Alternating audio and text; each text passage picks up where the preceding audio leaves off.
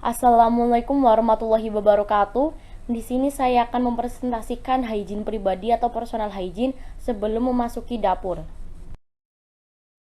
Perkenalkan, nama saya Hayunda Kalista Kulina dari kelas 10 TB2 mata pelajaran keamanan pangan. A. Pengertian personal hygiene. Personal hygiene adalah upaya perorangan atau pribadi untuk menjaga kesehatan dengan cara memelihara dan melindungi kebersihan serta kesehatan dirinya. Hal yang perlu diperhatikan dalam personal hygiene antara lain kebersihan tubuh, kebersihan pakaian, dan kesegaran jasmani. 1. Kebersihan tubuh. Tujuan personal hygiene adalah untuk memberikan pemahaman kepada setiap pekerja akan pentingnya kebersihan dalam penanganan makanan dan mengetahui penyebab resiko hygiene pada makanan beserta pencegahannya.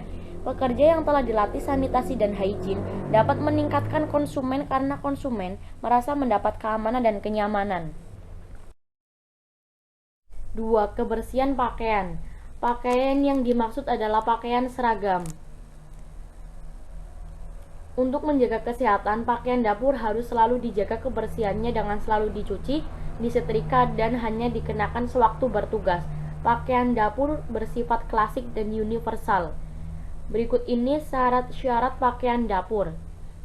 A. Protective, artinya harus dapat menjadi pelindung tubuh. B. Washable, artinya harus mudah dicuci. C. Suitable color, artinya memiliki warna yang pantas. D.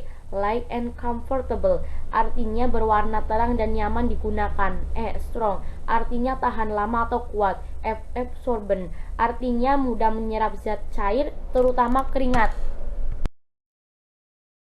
Berikut ini bagian-bagian dari pakaian seragam di dapur. A. Topi. Fungsi topi adalah sebagai berikut. 1. Mencegah keringat yang muncul di bagian muka dan dahi sehingga tidak jatuh ke dalam makanan. 2. Mencegah jatuhnya rambut dan kotoran kepala ke dalam makanan. 2. Dasi atau kacu. Dasi berfungsi untuk mengusap keringat di bagian muka dan leher. C. Baju. Fungsi dari baju adalah 1. Berlengan panjang untuk melindungi bagian lengan dari pengaruh panas. 2. Bagian dada berlapis 2 untuk melindungi bagian dada dari pengaruh panas. D. Celana panjang. Celana panjang berfungsi untuk melindungi bagian kaki. E. Apron. Fungsi apron adalah 1.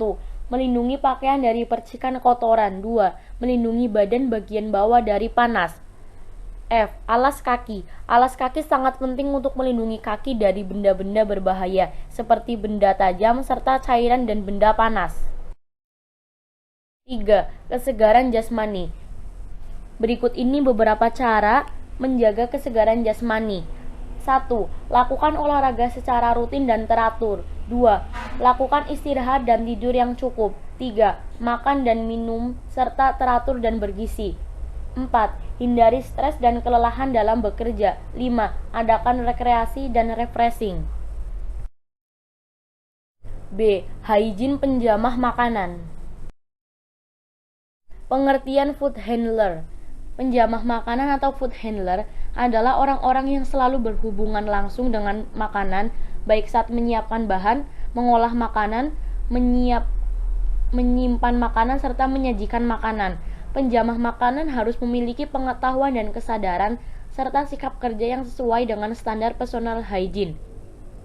Penjamah makanan juga harus memiliki perilaku hidup sehat dan bersih. Berikut ini diuraikan hal-hal yang menjadi penyebab terjadinya resiko hygiene dengan perantaraan penjamah makanan. 1. Penjamah makanan berpotensi membawa kuman penyakit. Kuman penyakit yang ada pada penjamah makanan dapat berpindah ke dalam makanan, sehingga penjamah makanan harus dipastikan kebersihan dan kesehatannya.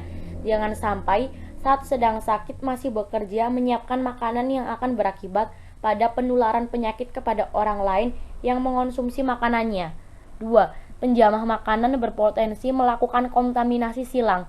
Kontaminasi silang adalah proses perpindahan kuman penyakit atau bakteri dari sumber yang telah terkontaminasi kepada sumber yang belum terkontaminasi. Terdapat beberapa hal sederhana yang sering dilupakan oleh penjamah makanan, misalnya penggunaan peralatan yang sama, tangan penjamah yang lupa dicuci saat berpindah mengolah makanan yang satu ke makanan yang lain, atau menempatkan jenis makanan yang sudah matang dengan makanan segar yang belum diolah dalam satu lemari penyimpanan.